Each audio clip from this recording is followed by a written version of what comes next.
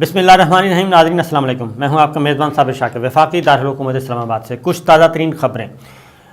افواج پاکستان کے ترجمان میجر جنرل بابر افتخار صاحب انہوں نے ایک پریس کانفرنس کی ہے. اس پریس کانفرنس میں 6 باتیں کی ہیں اور 6 کی 6 باتیں ایسی ہیں جس سے پاکستان کا آئندہ کا سیاسی منظرنامہ وہ سمجھ میں آ جائے گا اور پاکستان کے اندر ہو کیا رہا ہے.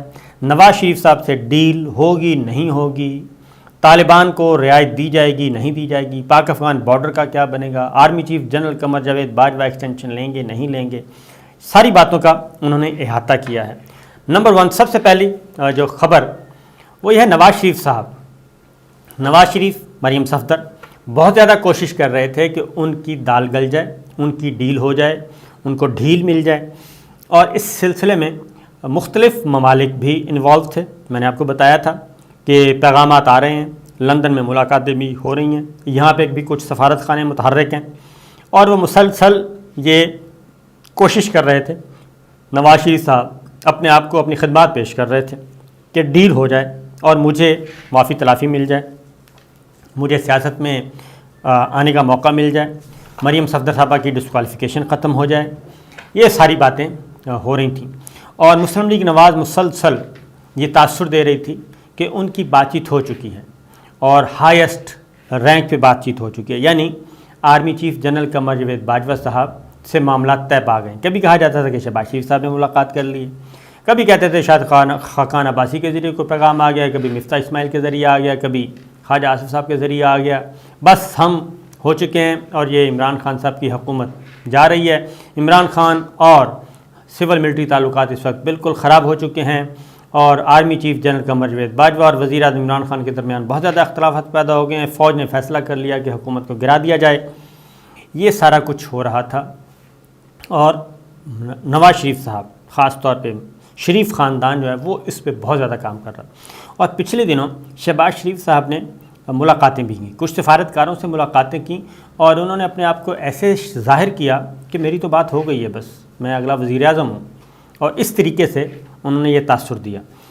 تو یہ بہت ساری افواہیں پھیلی ہوئی تھیں اور سوشل میڈیا پہ خاص طور پہ بہت زیادہ متحرک تھے اور میڈیا میں بھی اینکر پرسن بھی میڈیا پرسن بھی کچھ نہ کچھ ہلکی پھلکی اشارتاً کنایتاً زبیر صاحب بہت زیادہ اس بات کرتے رہے ہیں, رانا ثناء اللہ صاحب کرتے رہتے ہیں, اور یہاں تک کہا گیا کہ جی بس آپ سمجھیں کہ ہو گیا, نواز شریف صاحب آ رہے ہیں, دسمبر میں آ رہے ہیں, جنوری میں آ رہے ہیں, فروری میں آ رہے ہیں, اس طرح کی باتیں. تو افواج پاکستان کے ترجمان میجر جنرل بابر افتخار صاحب نے کیٹیگوریکلی کہہ دیا کہ نواز شریف سے کسی قسم کی کوئی ڈھیل کوئی نہیں ہو رہی جی, اور ان خبروں میں کوئی صداقت نہیں ہے, اور جو یہ خبریں پھیلا رہا ہے ان سے پوچھا جائے کہ کیوں پھیلائی جا رہی ہیں. اور انہوں نے کہا کہ بہت زیادہ مرغوب غذا ہے کہ ملٹری لیڈرشپ کو, اسٹیبلشمنٹ کو انڈر فائر رکھنا ہے, پروگرامز میں, میڈیا میں, سوشل میڈیا میں.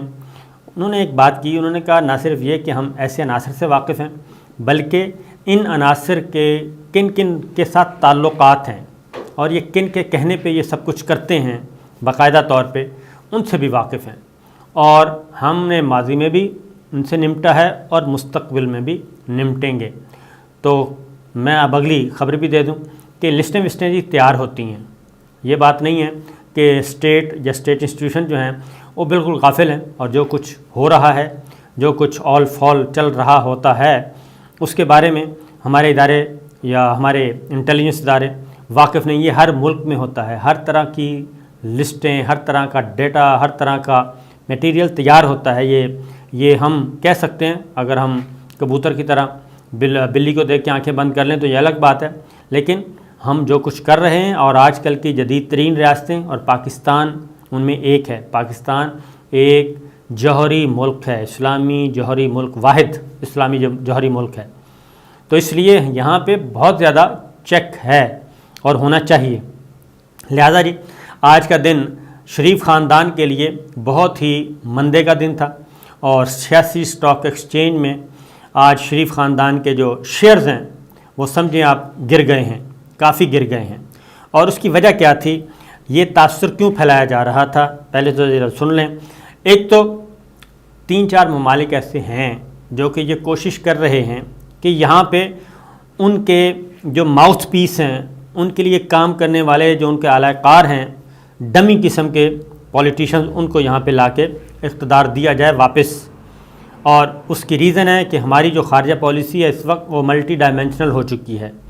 پہلے صرف اسلام آباد واشنگٹن یہی روٹ چلتا تھا، اس کے علاوہ کوئی اور روٹ نہیں تھا. اب اسلام آباد بیجنگ بھی ہے، اب اسلام آباد تہران بھی ہے، اب اسلام آباد انقرہ بھی ہے، اب اسلام آباد ایمریٹس بھی ہے، اب اسلام آباد دوحہ بھی ہے، اب اسلام آباد ریاض بھی ہے. تو یہ سارے روٹس جیسے کھلے ہیں، اور اسلام آباد سینٹرل ایشیا بھی ہے، تو یہ سارے روٹس کھلے ہیں، خارجہ پالیسی میں یہ تمام ونڈوز کھلی ہیں، تو بہت زیادہ تکلیف ہے. اس لیے یہ اس طرح کی ایکٹیویٹیز جنریٹ کی گئیں.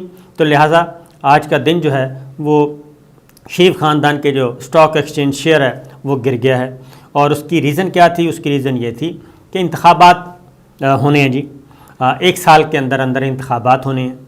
انتخابات کی وجہ سے جو ایم این ایز ہیں، ایم پی ایز ہیں مسلم لیگ نواز کے، وہ اپنی اگلی منزل تلاش کر رہے ہیں کہ یہ اس مریم صفدر اور نواز شریف اور شہباز شریف آپس کی جو لڑائی اور فوج کو گالیاں، عدلیہ کو گالیاں، ان گالم گلوچ کے ساتھ ان کی دال گلنے والی نہیں ہے.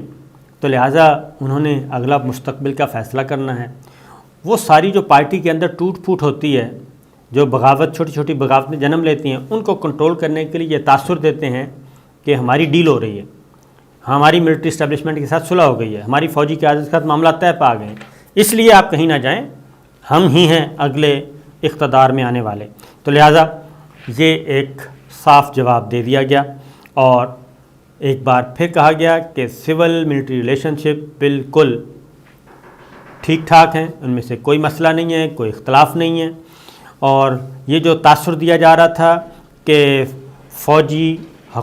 جو فوجی قیادت ہے، ملٹری اسٹیبلشمنٹ ہے، وہ عمران خان کی حکومت گرانا چاہتی ہے، تو اس کی بھی نفی ہو گئی. تو یہ جان لیجئے یہی سسٹم کنٹینیو کرے گا، اور کسی بلیک میلر کو، کسی مافیا کو، کسی کارٹل کو، کسی مونوپولسٹ کو کوئی موقع نہیں دیا جائے گا کہ وہ واپس آ کے پہلے گالیاں دیں، دھمکیاں دیں، استعفے مانگیں اور انہی کو مسلط کیا جائے. یعنی ایک اور این آر او واپس آنے والا نہیں ہے، جیسا کہ پرویز مشرف صاحب نے دیا تھا. تو جنرل باجوہ صاحب وہ غلطی نہیں کرنے والے، یہ ایک پیغام تھا.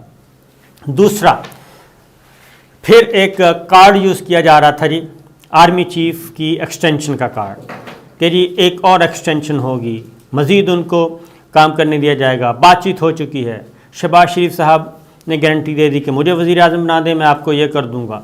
پیپلز پارٹی نے کہا ہمیں بنا دیں، ہم آپ کو یہ کر دیں گے. عمران خان صاحب نے کہہ دیا کہ آپ ہمیں کنٹینیو کریں، ہم آپ کو کنٹینیو کریں گے. یہ ایک بحث سوشل میڈیا پہ بھی چل رہی تھی، یہ ہمارے پروگرامز میں بھی ہو رہی تھی. میں نے آپ کو بہت پہلے استنبول سے یہ خبر دی تھی کہ ایسا کچھ نہیں ہونے والا، اور army chief general Qamar Javed Bajwa extension نہیں لیں گے.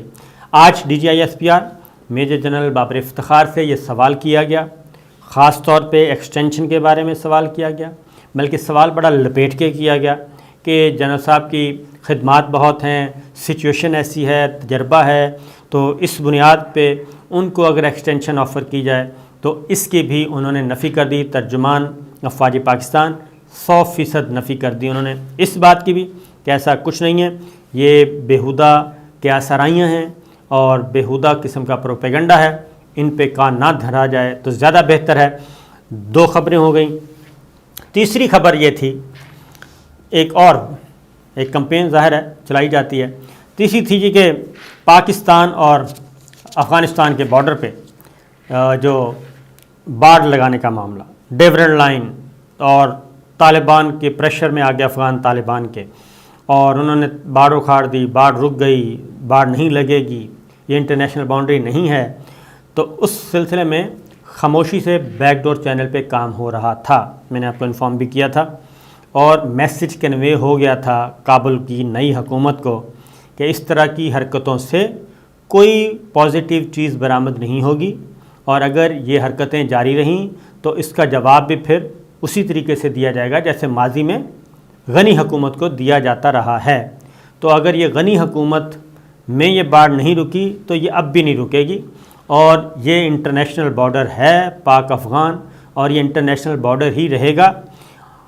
واشنگٹن والا, لندن والا جو نیریٹو ہے اور دلی والا نیریٹو اگر افغان طالبان کی حکومت لے کے آئے گی تو اس کو اسی طریقے سے ٹریٹ کیا جائے گا جیسے ماضی کی حکومتوں کے ساتھ کیا گیا.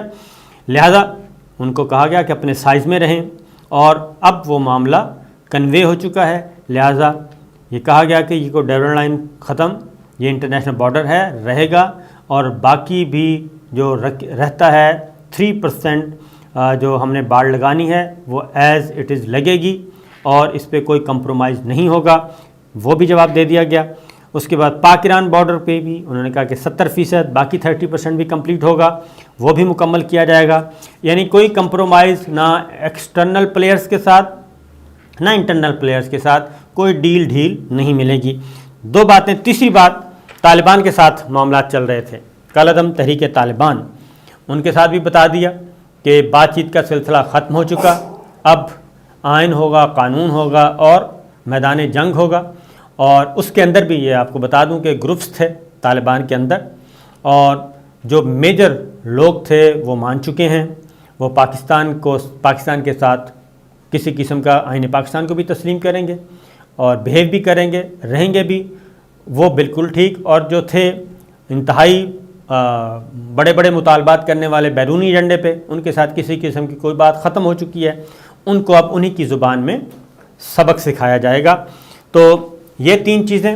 اور اس کے بعد اگلی جو چیز ہے, یہ ہمارے کچھ دانشور بھی ہیں. دانشور نمبر 1. نمبر 2, یہ پولیٹیکل پارٹیز کے ماؤتھ پیس بنے ہوئے ہیں. پولیٹیکل پارٹیز تو نہیں کہنا چاہیے, مافیاز ان کے ماؤتھ پیس ہیں, اور ان کے پیرول پہ ہیں یا نہیں ہیں یہ تو ہم نہیں کہتے, لیکن یہ آپس میں جو مل کے کھیلتے ہیں اور مل کے ایک نیریٹو لے کے آتے ہیں, مل کے ایک پرسیپشن کریٹ کرتے ہیں, اور فوج کو, عدلیہ کو, اداروں کو دبانے کی کوشش کرتے ہیں, اور باقاعدہ طور پہ بدنام کیا جاتا ہے, الزامات لگائے جاتے ہیں, جھوٹا پروپیگنڈا کیا جاتا ہے.